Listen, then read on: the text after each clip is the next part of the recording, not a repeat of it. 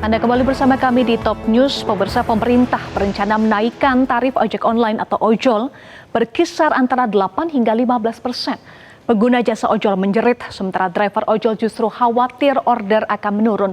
Lalu kepentingan siapa kenaikan tarif ojol tersebut? Berikut ulasannya dalam Top Review. Tunggu apa lagi bersama Kata Oma.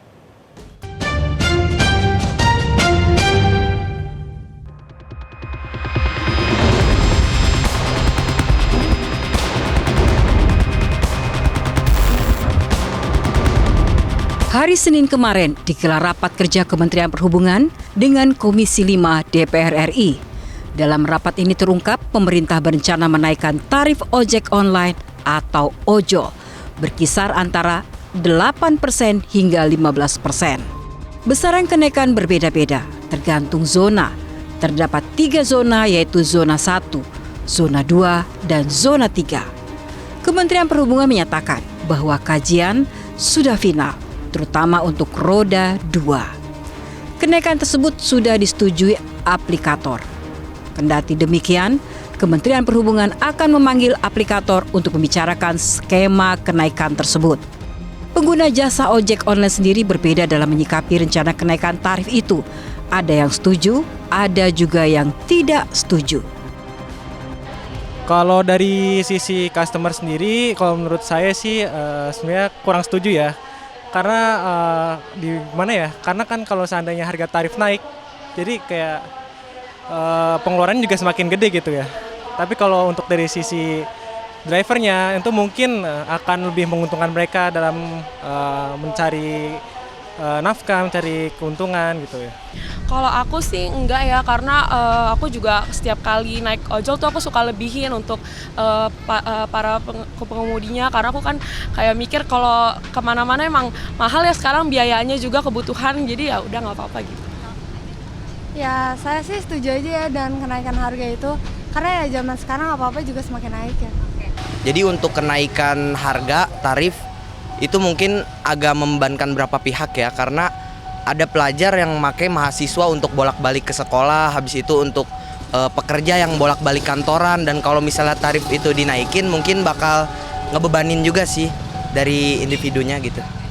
Analisis Ketenagakerjaan mengkhawatirkan bahwa kenaikan tarif di tengah ekonomi yang lesu justru bisa kontraproduktif karena berpotensi menurunkan jumlah order. Jadi tentunya rencana ataupun gagasan untuk menaikkan ini juga harus dilihat dalam kondisi saat ini ya, bahwa daya beli menurun ya, konsumsi masyarakat kita kan di kuartal pertama juga menurun ya.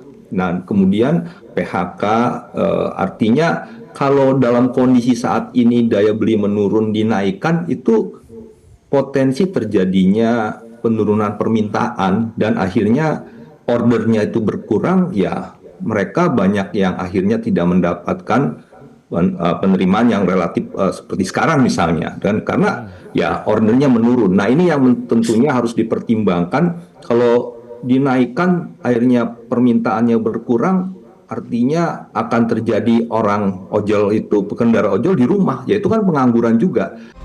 Sementara itu, Serikat Pekerja Angkutan Indonesia atau SPAI menyatakan kenaikan tarif ojol tak menjamin kenaikan pendapatan pengemudi. Akar masalah dari rendahnya penerimaan pengemudi selama ini adalah potongan tarif aplikasi atau potongan plafon yang melebihi batas maksimal. Alih-alih mendorong kenaikan tarif ojol, SPAI menilai isu potongan plafon ini lebih penting diselesaikan. Analisis Ketenagakerjaan Timbul Siregar sepakat bahwa untuk menaikkan kesejahteraan mitra bisa dilakukan dengan cara menurunkan persentase potongan dari 20% ke 10%. Kemudian juga tentunya menaikkan kesejahteraan itu tidak, alternatifnya hanya satu dengan kenaikan tarif ini. Ya menurut saya coba digagas pemerintah lebih tegas terkait dengan komposisi 90-10 yang selama ini kan juga dijanjikan oleh DPR gitu ya. Pemerintah harus tegas, kalau 80-20 sekarang kita mulai dengan 90-10 dan kemudian kita harus gagas juga bagaimana kesejahteraan itu dilakukan dengan instrumen jaminan sosial. Di Peraturan Menteri Tenaga Kerja nomor 5 tahun 2021 pasal 31, pasal 34 itu dengan sangat jelas pekerja ojol ini wajib didaftarkan ke BPJS Tenagakerjaan, program jaminan kecelakaan kerja, jaminan kematian. Pasal 34-nya aplikator harus memastikan mereka tuh terdaftar. Faktanya ada regulasi hukum positifnya. Faktanya banyak yang belum didaftarkan. Ekonom Universitas Paramadina Wijayanto Samirin menilai industri transportasi digital ini masih belum matur dan sedang mencari bentuk. Karena itu semua keputusan harus dikaji secara hati-hati dan menggunakan pendekatan teknokratis. Ya, saya melihat industri ini adalah industri yang secara ekosistem itu belum mature gitu ya. Ini adalah inovasi baru, ada begitu banyak hal yang masih mencari bentuk. Dan beberapa poin yang tadi didiskusikan itu memang merupakan variabel-variabel yang perlu kita bahas. Tetapi begini, kita juga harus lihat bahwa ini kan private ya, ini adalah produk inovasi. Jadi peran pemerintah itu idealnya adalah menjadi fasilitator, kemudian mempertemukan para pelaku, kemudian menyusun regulasi yang tidak mengekang tapi mengarahkan kepada sesuatu yang win-win bagi semua. Kita juga harus lihat gitu ya. Pertama tadi Mas Iqbal menyebutkan apakah pengguna tidak keberatan kalau ini dinaikkan.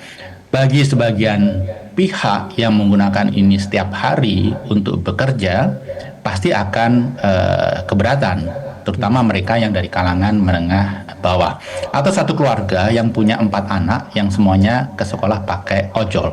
Jadi memang kita harus pertimbangkan masa-masa. Harus ada studi yang mendalam tentang willingness to pay, tentang ability to pay. Jadi saya cenderung memandang kebijakan itu apapun bentuknya, asal secara teknokrasi itu dilakukan dengan benar, insya Allah ini akan win-win bagi semua.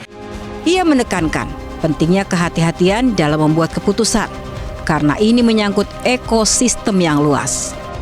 Ini adalah sektor yang teramat penting kalau kita mengambil keputusan secara terburu-buru.